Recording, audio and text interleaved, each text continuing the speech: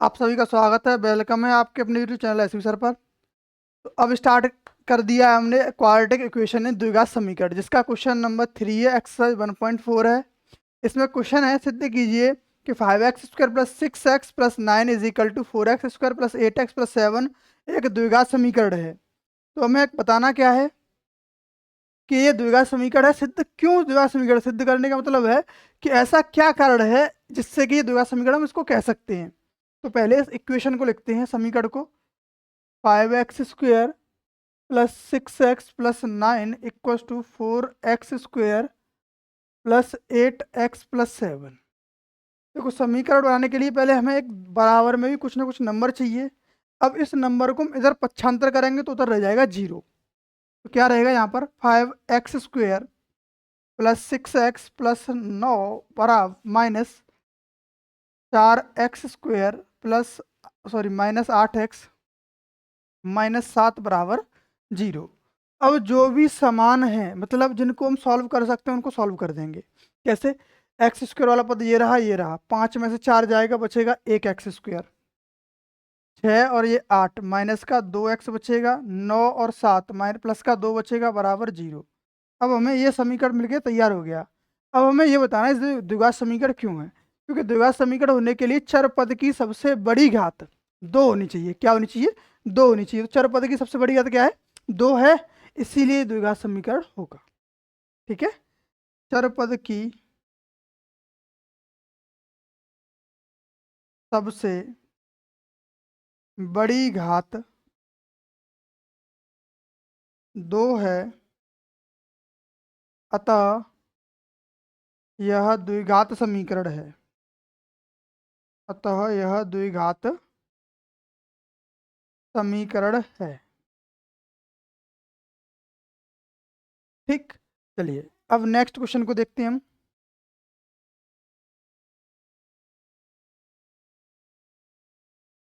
देखिए, question number 4 है, 3x² + x + 4 = 0, 2x² + 7x - 1/3 = 0, x² - 5x + 1/2 = 0 और x² - 36 बराबर 0 सभी द्विघात समीकरण हैं, परंतु x³ + 6x² + 4x + 1 बराबर 0 द्विघात समीकरण नहीं है। तो इससे पहले मैंने अभी बताया है आपको कि द्विघात समीकरण होने के लिए सबसे बड़ी घात 2 होनी चाहिए।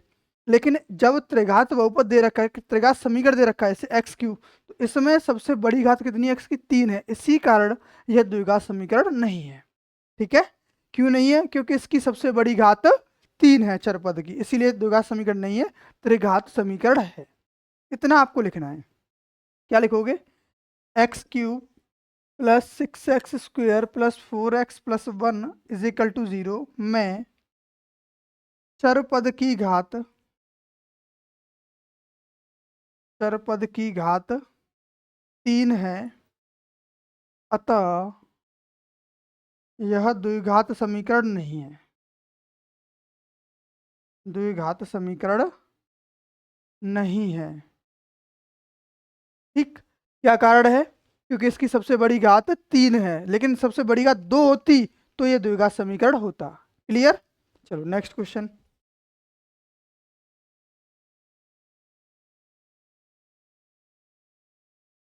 निम्न निम्नलिखित परिस्थितियों को द्विघात समीकरण के रूप में व्यक्त कीजिए।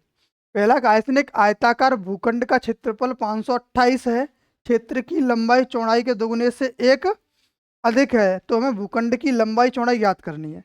तो देखो, पहले हम मान लेते हैं, माना आयताकार आयताकार भूखंड आयताकार भूखंड की चौड़ाई आयताकार भूखंड की चौड़ाई x मीटर है, तो लंबाई कितनी हो जाएगी? लंबाई इसके 2 गुने से 1 अधिक है, इतने मीटर है। ठीक है, क्या कहा था इसने कि लंबाई जो है चौड़ाई के 2 गुने से अधिक है। तो पहले हमें चौड़ाई पता होगी, तब उसके हम 2 गुने से 1 अधिक कर देंगे, वो लंबाई निकल आएगी। लेकिन उसने कहा है कि साहब इसका क्षेत्रफल जो है कितना है? 528 है। वो क्या होता है? लंबाई इंटू चौड़ाई बराबर 528। तो लंबाई है x, चौड़ाई सॉरी लंबाई 2x+1 है और चौड़ाई x है, बराबर 528। इन दोनों का गुणा कर देंगे यहाँ पे, तो ये हो जाएगा 2x² प्लस x, इसको इधर पक्षांतर कर देंगे, -528 बराबर 0। तो हमें ऐसे गुणनखंड करने इसके, ये घटाने के बाद कितना आ जाए, 1 बच जाए। किसके, 2 का गुणा करेंगे 528 में, वो हो जाएगा 1056। तो हम 1056 के गुणनखंड करेंगे, वो शायद 32 × 33 आते निकल के इसके। ये 528, ये 264, 132, 66, 33, कितना आया, 3233। तो 2x² plus 33x minus 32x minus के 528 बराबर 0। क्योंकि 32 में से 33 को माइनस करोगे बचेगा कितना, 1। यहाँ से कॉमन लो इन दोनों में से, तो x कॉमन आएगा, बचेगा x, 2x प्लस 33, -1 कॉमन आएगा यहाँ से, यहाँ बचेगा x प्लस, सॉरी -1 कॉमन नहीं आएगा, यहाँ से 16 कॉमन आएगा, तो यहाँ बचेगा 2x प्लस 33 बराबर 0, यानी कि x माइनस 16 आएगा एक गुणनखंड, एक आएगा 2x प्लस 33 बराबर 0। तो देखो ये नेगेटिव तो हम ले नहीं सकते, हम लेंगे पॉजिटिव। पॉजिटिव कहाँ से मिलेगा, इससे। जब x माइनस 16 को 0 बराबर रखेंगे तो x का मान कितना आ जाएगा, यहाँ से 16 आ जाएगा। यानी इसकी जो चौड़ाई होगी वो कितनी रहेगी, 16 रहेगी, और ये कितनी रहेगी, 33 मीटर रहेगी। 16 दूनी 32 और 1 33 हो जाएगी, ठीक है। यानी इस आयताकार भूखंड की जो लंबाई है वो 33 रहेगी, चौड़ाई है वो 16 रहेगी। क्लियर।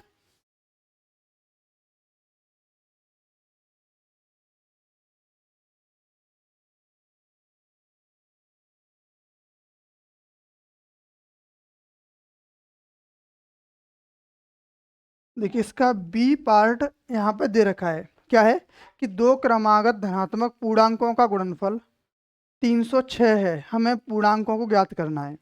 तो देखो सबसे पहले हम एक दो पूर्णांक मानते हैं, तो x, x+1, x+2, x+3 इस तरीके से मानते हैं। अब उसके अकॉर्डिंग लेंगे, माना पूर्णांक संख्या क्या है, माना पूर्णांक संख्याएं x व x+1 है, क्योंकि क्रमागत पूर्णांक संख्या है, तो इन दोनों का जो गुणनफल है वो कितना है, वो 306 के बराबर है। तो x² प्लस x माइनस 306 बराबर 0 हो जाएगा। इसका गुणनखंड करना है, माइनस करके कितना लाना है, 1 लेके आना है।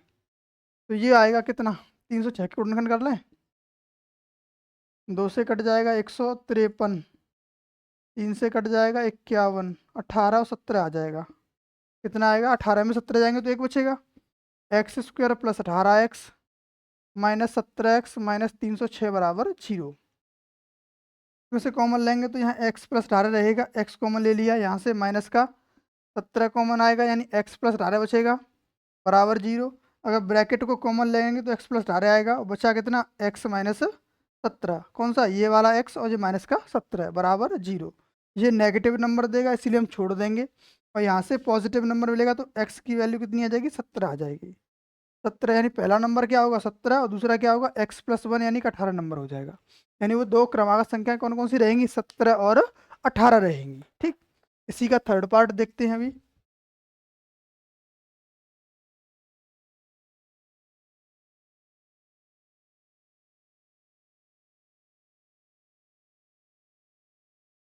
देखो थर्ड पार्ट क्या है कि रोहन की माँ उससे 26 वर्ष बड़ी है, उनकी आयु का अब से 3 वर्ष पश्चात गुणनफल जो है 360 हो जाएगी। आयु का गुणनफल जो है कितना हो जाता है, 360 हो जाता है 3 साल बाद। तो रोहन की वर्तमान आयु हमें ज्ञात करनी है। माना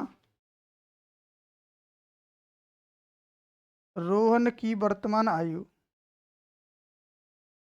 रोहन की वर्तमान आयु बराबर x वर्ष है, और उसकी माँ की आयु कितनी हो जाएगी, उससे 26 वर्ष बड़ी है, तो x प्लस 26 वर्ष हो जाएगा।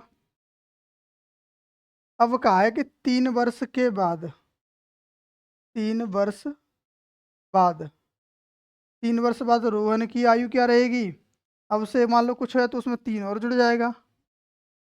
अब उसकी माँ की आयु में जोड़ोगे तो कितनी हो जाएगी, 26 थी, अब 29 हो जाएगी, x प्लस 29 वर्ष।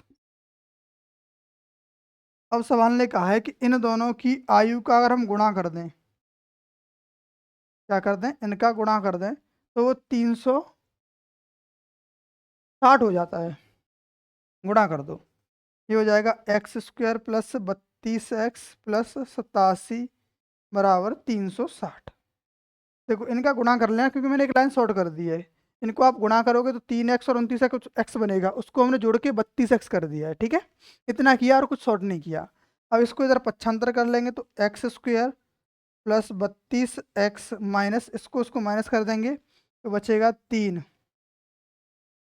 यहाँ पर 3 बचेगा, यहाँ 5, यहाँ 7 और यहाँ पर 2 बराबर 273 बचेगा।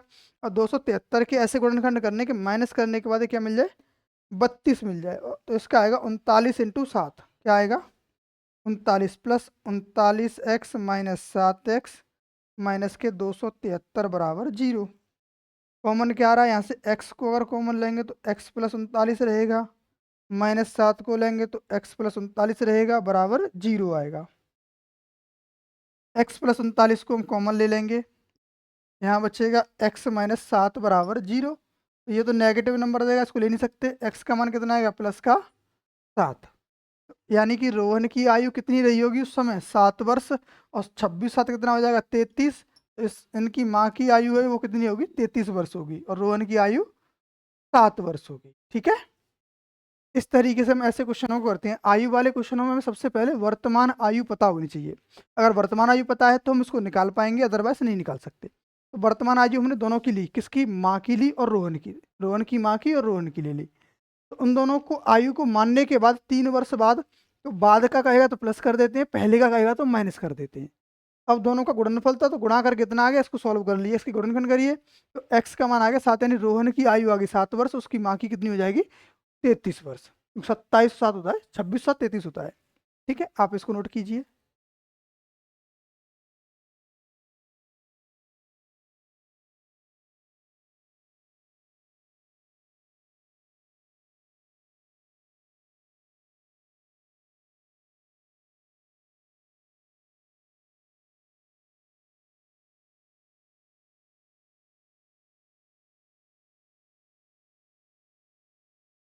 देखो नेक्स्ट है, एक रेलगाड़ी 480 किलोमीटर की दूरी एक समान चाल से तय करती है। ठीक है, तो इसमें दे क्या रखा है, हमें दूरी दे रखी है। सबसे पहले तो दूरी कितनी है, 480 किलोमीटर, और रेलगाड़ी एक समान चाल से चल रही है। तो माना रेलगाड़ी की चाल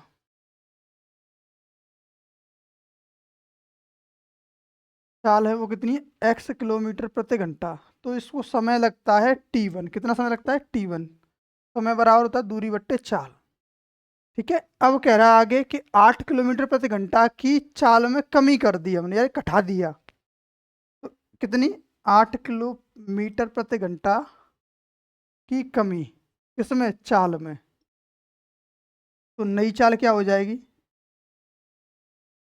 x माइनस 8 हो जाएगी, लेकिन दूरी उतनी ही चलनी है तो समय दूसरा लगेगा t2, 480 बट्टे x माइनस 8।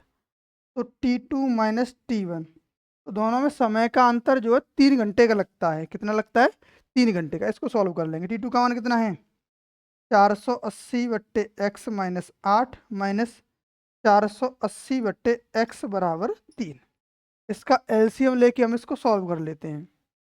पहले कॉमन ले लेंगे, 480 कॉमन आएगा, यहाँ बचेगा 1 बट्टे एक्स माइनस 8 माइनस 1 बट्टे एक्स बराबर 3। 3 से इसको एक बार, 3 से इसको 160 बार काट देंगे, 160। इसका एलसीएम ले लेंगे तो यहाँ पे x और x माइनस 8 आएगा, इसका इसमें गुणा, इसका इसमें गुणा कर देंगे तो x माइनस एक्स प्लस 8 हो जाएगा। क्योंकि इसमें गुणा करोगे तो माइनस इसका इससे गुणा हो जाएगा, x प्लस का है वो माइनस का हो जाएगा, माइनस का है वो प्लस का हो जाएगा। तो x से x कट गया, बराबर में 1 है। 16 का गुणा 160 से करेंगे तो 1280 हो जाएगा, इसका गुणा इसमें कर देंगे तो हो जाएगा x² माइनस 8x। इसको उधर पक्षांतर करेंगे तो x² माइनस 8x माइनस का 1280 बराबर 0।